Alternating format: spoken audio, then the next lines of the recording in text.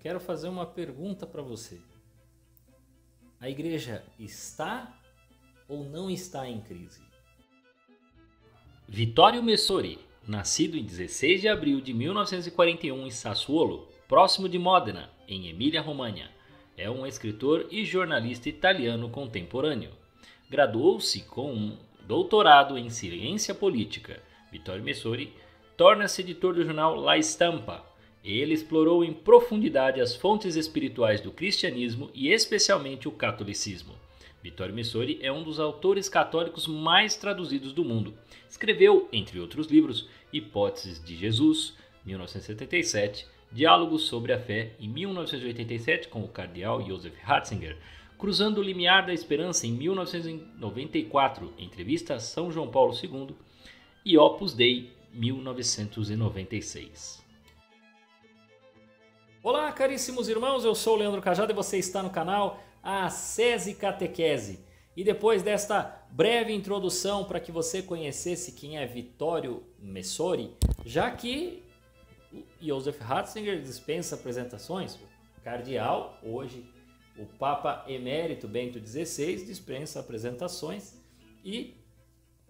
mas você precisava conhecer quem era o escritor e jornalista que em 1985 lançaram este livro, A Fé em Crise, o cardeal Ratzinger se interroga, e que, surpreendentemente, este livro não é vendido por editoras assim, muito conhecidas, né? É por uma editora chamada EPU. E aí você vai, editora EPU? Que editora é essa? Editora Pedagógica e Universitária Limitada. A tradução aqui no Brasil foi feita pelo padre Fernando José Guimarães. Né? Este livro é de 1985. Isto foi um bate-papo, uma entrevista, podemos assim dizer, e tratou realmente de diversas questões sobre uma crise na igreja. Eu vou fazer, né? Depois eu vou dizer porque que eu acho que esse livro não saiu por editoras comuns aqui no Brasil. Mas cabe-nos ver aqui, apenas pelo sumário, quais são os temas tratados. Né? E aí, se você já tem uma noção de algumas coisas que acontecem neste país, você já sabe que as palavras do Papa Bento nunca eram muito atraentes a uma certa parte da igreja, né, que se incomodava muito, até porque 85 aconteceram, década de 80 aconteceu um fato, né, muito conhecido aqui no Brasil, com um teólogo, bom, se diz teólogo, né, e que é muito defendido por uma ala aí, inclusive da igreja, né, e aí quem que era o cardeal? Na época, o cardeal da Congregação para a Doutrina da Fé era o cardeal Joseph Ratzinger, e mandou esse teólogo ficar um pouquinho de boquinha fechada, porque ele estava exagerando nas suas exposições. Aí ele começou a achar que igreja é igual, né, aqui, né, no Brasil. Aí ele começou a meu direito de me expressar, estou sendo... Mas não era bem isso não, ele estava ensinando heresias, e aí as heresias dentro da igreja precisam ser refutadas. Ele, além de ter sido refutado, ainda falaram, cala a boquinha. Né? Aí hoje dizem, não, porque não foi, porque isso, porque aquilo, não foi excomungado, bobagem. Né? Então, a princípio, ele vai tratar dessa questão do dia a dia, né? Porque a Congregação para a Doutrina da Fé, se você não sabe, ela é o tribunal, né? É o Santo Ofício. Né? Então, a Inquisição acabou. Não, virou Congregação para a Doutrina da Fé. Então, ela ainda tem o dever de ver o que está errado aí e denunciar e dizer, isso aí não pode, isso aí está ensinando coisa errada, tal, e até apontar ao Papa se necessário. Né? Inclusive, congregação, estão faltando excomunhões na igreja hoje em dia. Precisamos. Né? Depois, ele vai tratar de um tema que hoje continua muito quente, principalmente depois do motu próprio, não do Papa Bento, mas agora do Papa Francisco, a respeito do rito tridentino. Então, aqui ele está falando de descobrir o verdadeiro Vaticano. Ele está falando, né, de quem quis criar um espírito do concílio e aí fez a bagunça toda, e aí criou-se um espírito de ruptura e outro de continuidade. Então ele entende que tem que ter o de continuidade. Essa é a defesa dele. Existem críticas, hoje existem críticas válidas, e acho que, né, eu concordo com o que dizem alguns padres. Essa discussão, ela é saudável, ela não é ruim não, viu? Ela é importante que aconteça. Me preocupa escutar às vezes algumas... Não, porque isso aí, radicais, tradicionais. Nada disso, meu querido. Esse pessoal está tentando defender aquilo que é o patrimônio da igreja. Entenda. Né? Então, até pode ter algum excesso, mas é sempre de pouca gente. Né? Aqueles que realmente estão indo para debater formalmente e tal, esse pessoal não está nessas loucuras, não.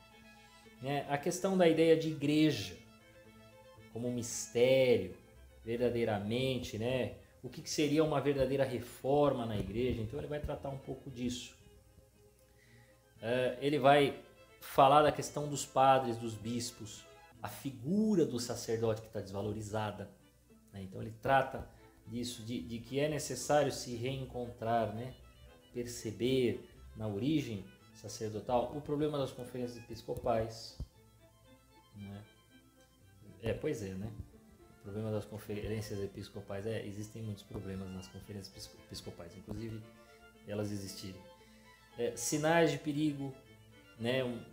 Coisas que o pessoal está fazendo, e aí ele vai pegar muita questão aqui, quase que debatendo com o protestantismo, e você tem algumas coisas meio protestantizadas, como por exemplo quando as pessoas separam a escritura da igreja e uma coisa está unicamente ligada, totalmente ligada uma à outra, né? Elas não estão separadas, né? Então tem muita gente que fala assim, mas isso está na Bíblia? Mas é doutrina da igreja. Mas está na Bíblia? Não, então o importante é ser doutrina da igreja, porque a Bíblia é da igreja. Se tem alguma denominação, algum lugar usando a Bíblia, né, esse uso está errado, ele está sendo utilizado com uma interpretação errônea, tá bom? Então é nisso que ele tá mostrando aí, né, na qual se reduziu o filho e esqueceram do pai. É uma confusão, né? A questão até do pecado original, ele trata disso, né? O pecado original, só a gente fala aqui e mais uma meia dúzia aí, né? O restante esquece completamente da questão do pecado original. Vai tratar do liberalismo e do permissivismo, né? Desses pecados terríveis, né? Que vão assolando, essas coisas que vão fazendo com que a sociedade vá se afastando, né? Do próprio magistério da igreja, vai tornando uma comunicação longe. Depois ele vai falar de mulher. Nossa, que tema atual! Isso é 1985, ele falando de mulheres, né? Porque tornaram, né? O tema voltou quente. Então vai novamente se falar disso, vai falar sobre a questão do sacerdócio. A mulher pode... Opa, calma! Vai falar sobre feminismo no convento. Então sobre Maria, e aí ele vai pegar Maria e vai explicar, porque Maria é o símbolo maior, é o símbolo maior para a humanidade, né? Mas para as mulheres é um prato perfeito, né? Se você quer se alimentar verdadeiramente do que é, né? Do que é na palavra uma verdadeira mulher, e nisso serve inclusive, né, como humanidade, o que é uma verdadeira pessoa no P maiúsculo, é Maria. Então aqui ele vai dar toda uma explicação. Ele vai falar da espiritualidade para hoje, fé e o corpo, né, a relação com o mundo e o desafio das seitas. Olha isso. Vai dar um tema polêmico, liturgia. A liturgia. Vai falar da língua, do espaço para o sagrado, o som e o eterno, solenidade, não triunfalismo, né? Ou não é festa, né? Não é festa.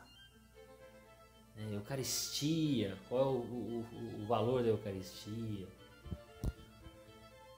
Coisas do demônio e escatologia. Era um período, década de 80 foi um período que hoje a gente não escuta tanto, acho que essas pessoas se guardaram, porque isso aí meio que perdeu. Mas houve um período ali, até comecinho da década de 90, e eu cheguei a ouvir isso em 90, de padre, leigo, teólogo, falar que o diabo não existia. Coisa séria. Então veja, ele está tratando disso aí. Que o pessoal sai e vira só um assunto de sociólogo. Isso aí é um retardado, coisas assim. Irmãos separados. Ele está falando aí da separação. A Bíblia sendo católica, como é que a gente faz? Porque ele fala aqui que a Bíblia é católica. Então ele vai tratar dessa questão de como é que a gente faz diante dessa situação, diante desta tempestade. Veja, os temas são muito atuais. Este livro pode ser relido. Como aqui, prestem atenção. Nossa, o livrinho já está até meio... Antes de eu chegar no tema que é o que todo mundo está esperando, porque sabe que está nesse livro aqui. Esse livro aqui já deu uma soltada aqui, descolou a capa. Veja uma coisa. Este livro pode ser lido por você e você pode dizer, Leandro, mas igual você comentou lá da questão de que continuidade, encarar o concílio como continuidade, mas tem gente que defende que não dá para encarar por isso, por aquilo. O Papa está discutindo e batendo um papo, colocando opiniões dele. Aquele era cardeal, tá? Então aqui como cardeal ele estava colocando as opiniões dele. Isso aqui não é dogmático. Ele está discutindo, ele tem base teológica, tem autoridade, mas isso aqui pode ser questionado. Você pode, olha, formalmente eu posso discordar dessas palavras que foram ditas, normal, não há problema. Eu sempre uso uma explicação muito fácil, quando o pessoal me pergunta, não, mas ele foi infalível, o Papa foi infalível. Eu falei, não, é infalível quando ele trata de doutrina. E não é sempre, não é numa carta, por exemplo. Numa carta pode haver erro, pode. Existe uma autoridade que você obedece, mas pode haver algum erro e isso pode ser corrigido.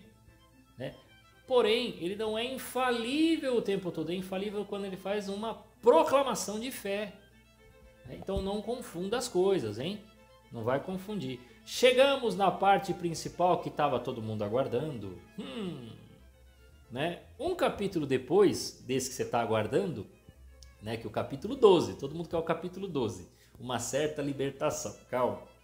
Ele fala no capítulo 3 para anunciar novamente o Cristo, ele vai dando direções sobre evangelização, firme, Mas no capítulo 12, que é o capítulo que todo mundo espera, ele está falando da teologia da libertação.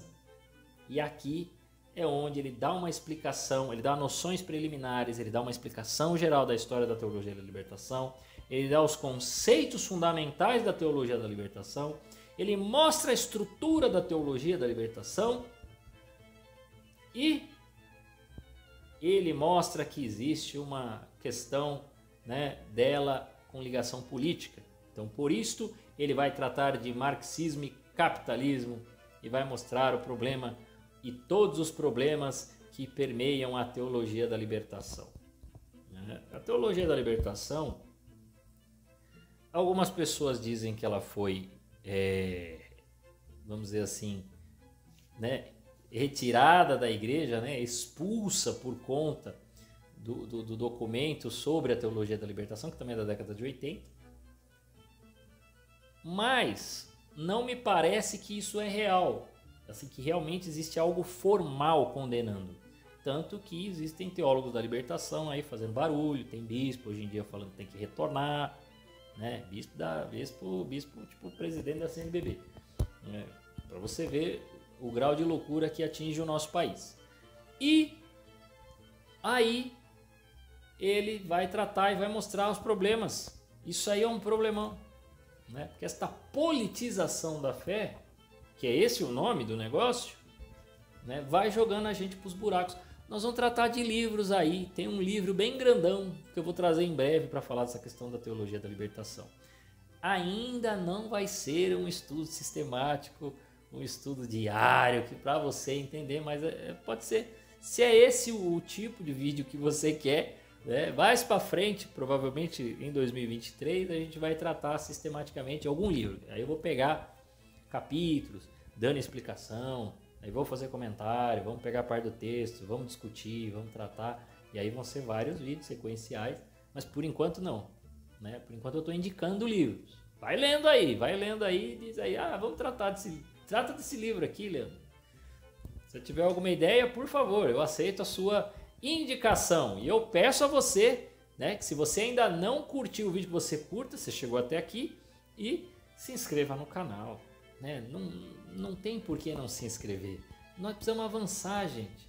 E se a gente não chegar a 1000 inscritos, não dá para avançar, porque quando chega a 1000 inscritos, aí é que o YouTube indica mais ainda o canal para outras pessoas. Se você acredita no nosso trabalho, por favor, indique esse canal para que a gente possa chegar nos 1000 inscritos e ser indicado e o YouTube sugerir para as pessoas os vídeos deste canal, tá bom? A todos vocês, que Deus os guarde.